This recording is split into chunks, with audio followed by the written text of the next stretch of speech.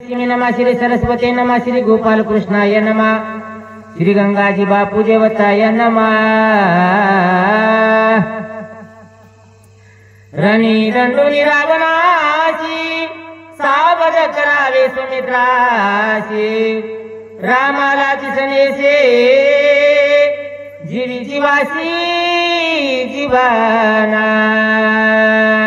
अशा प्रकारे म्हणजे राजा रामचंद्र प्रभूने रणांगणामध्ये रावणाचा पराभव केला, रावणाला लंकेकडे पळवून पाठवलं आणि आपल्या भावाकडे, आपल्या भावाचा प्राण वाचवण्यासाठी आपल्या शिबिराकडे राजा रामचंद्र प्रभू आलेले आहेत म्हणतात। राम जगाचे जीवन राम जीवाचे जिजान जगात्मा रामापार राम परिपूर्ण परब्रह्मा। अशा प्रकारे असणारे म्हणजे राम कोण आहेत? जगाचे जीवन, राम परब्रह्म साचार।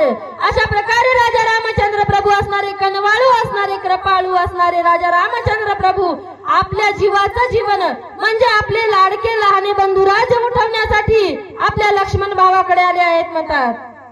तुझे राम सरे आपण वाचवावया लक्ष्मण कृपाळू तुझ्याला संपूर्ण यासी कल्पांचे मरणाचे ना।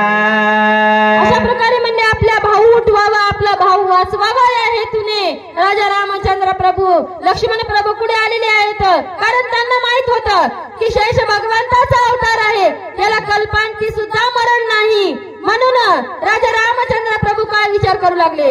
रामने ज्ञानी आदी समर्थ तू हे वानराचे विचारांचा अनुसरला स्वयंव्रतचा अनुसरिता लक्ष्मीया। अशा प्रकारे म्हणले राजा रामचंद्र प्रभू कोण होते? साक्षात विष्णूचा अवतार होते, त्यांना सगळं ज्ञान होतं, परंतु राजा रामचंद्र प्रभू वानरांच्या मेळ्यामध्ये सामान्य मनुष्याच्या अवताराला आलेले होते, म्हणून सामान्य मनुष्याचं वर्तन करत होते आणि आपल्या भावावरचं दुःख दाखवत होते म्हणतात। बोध भैष्य वर्तमाना सर्व जाणे रघुनंदन तरी मनुष्य न्याय चंबना व्यापान दाविता।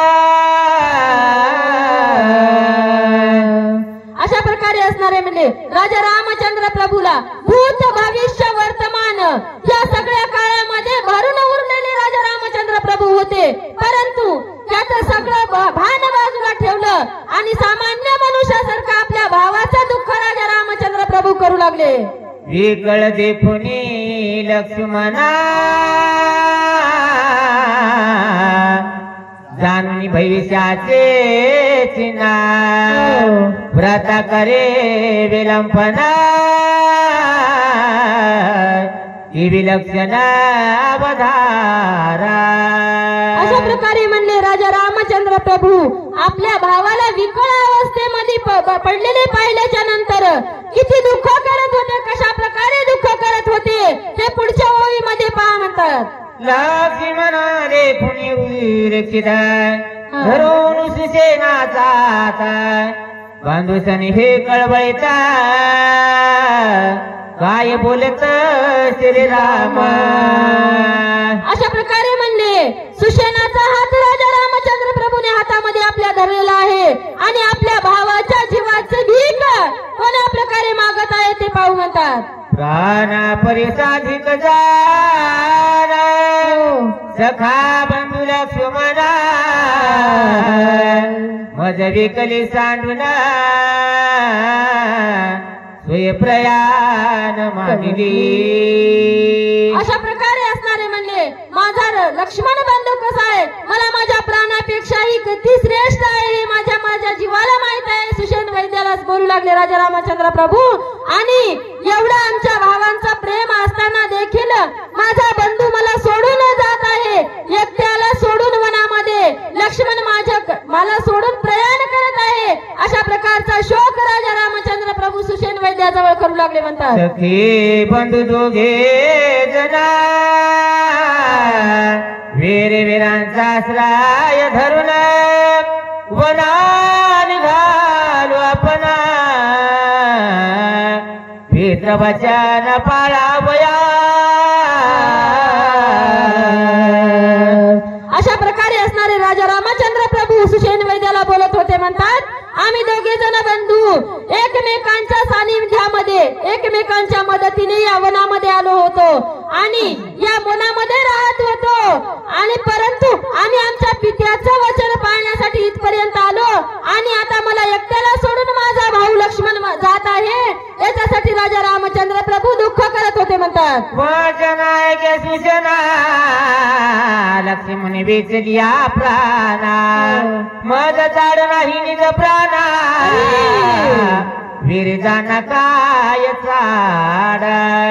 अशा प्रकारे म्हणले हे बघा सुषेण वैद्यजी, माझा जर भाऊ मला सोडून गेला तर माझ्या या वीरश्रीला काय चाड आहे. म्हणले माझी वीरश्री किती असली मी लंकेवर जरी विजय मिळवला तरी याची काही चाड नाही.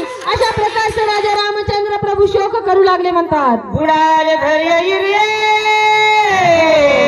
बुडाले माझे परमेश्वरी बुडाले यश सर्व बंधू स्वयमेवांतरला. अशा प्रकारे म्हणले माझं धैर्य बुडालं, माझं वीर्य पण उडालं. कारण मी कितीही केवढीही वीरश्री प्राप्त केली तरी माझ्या धैर्याचा आणि माझ्या वीरपणाचा धिक्कार असो. कारण माझा लाडका बंधू माझ्या पाठचा असणारा लहान असणारा पाठीराखा मला सोडून जात आहे याचं मला जास्त दुःख आहे. अशा राजा रामचंद्र प्रभू सुषेण वैद्याला सांगू लागले. म्हणतात राजा रामचंद्र भगवान की जय पवन सुत हनुमान की जय पार्वती पदे शिव हर हर महादेव. आमच्या वाणीला जशी जमेल तशी सेवा आम्ही करण्याचा प्रयत्न केला. चांगला असेल तर तुमच्या पदरात तुम्ही घरी घेऊन जा आणि काही माझ्या वाणीतून अपशब्द